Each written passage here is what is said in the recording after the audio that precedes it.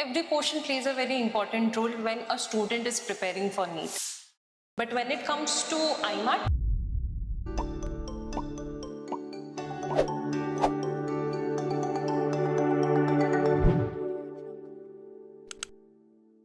Okay आप थोड़ा आईमैट syllabus के बारे में बताएं, क्योंकि इसमें भी यही सोचेंगे कि आप जिसको बोल रहे हैं इनको कुछ पता नहीं, उनको आईमैट के बारे में कुछ पता ही नहीं। Okay, they don't know anything. तो उनको पता है कि मुझे मेडिसिन इटली में पढ़ना है, तो मुझे आईमैट देना। तो आईमैट से मतलब क्या मतलब सिलेबस है, कैसे उसको अप्रोच होना चाहिए, क्या स्ट्रैटेजी होना चाहिए, आप थोड़ा कुछ एक्सप्लेन करें। हाँ, when a student prepare for a NEET, obviously उनको सारा पोर्शन कंप्लीट करना पड़ता है from there 11th and 12th। मतलब हर एक पोर्शन, ऐसे कोई पोर्शन नहीं है कि वो लीव कर सकते, ठीक है इसको मैं छोड़ दूंगा।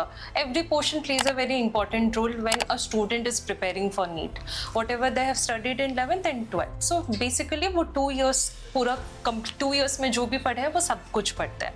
But the same thing when it comes to IMAT, IMAT आपका बहुत सिलेक्टिव पोर्शन रहता है। Some portion from your 11th, some portion from your 12th, जो मैं अपनी काउंसलिंग में भी सारे बच्चों को बोलती हूँ।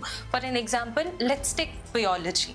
बायोलॉजी में आप नीट में जब आप पढ़ते हो तो आप ह्यूमन एनाटॉमी, फिजियोलॉजी सब कंप्लीट करते हो, and even plants anatomy and physiology सब पढ़ते हो आप वहाँ पे। जितना भी कैटेगरी है आपका मतलब बायो में, it's both combination of botany and zoology. But when it comes to IMAT, it has a very selective portion. For an example, ये सेल बायोलॉजी के ऊपर ज़्यादा फोकस करता है। It focus mostly on the human anatomy and physiology rather than plant anatomy and physiology. Plants के बारे में आप कम ही पढ़ते हो, रिलेटेड टू बायो एनर्जेटिक्स, और बायोटेक्नोलॉजी के ऊपर आप ज़्यादातर यहाँ पे फोकस करते हो, जेनेटिक्स के ऊपर, इनहेरिटेंस के ऊपर ज़्यादा फोकस करते हो। So it mostly deals with the human related और modern biology when it comes to IMAT।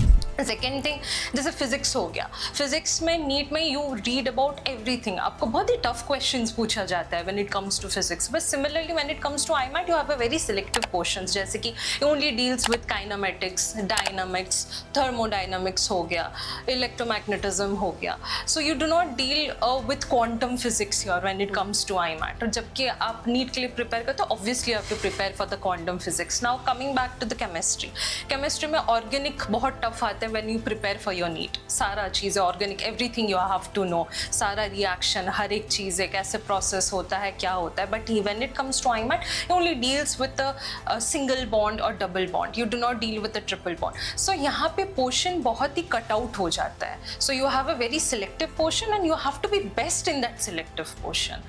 so if you are good in NEET, अगर आपने डीप लर्निंग किया है NEET में, not just rote learning but good conceptual grab, that will help you in the preparation for your IMAT।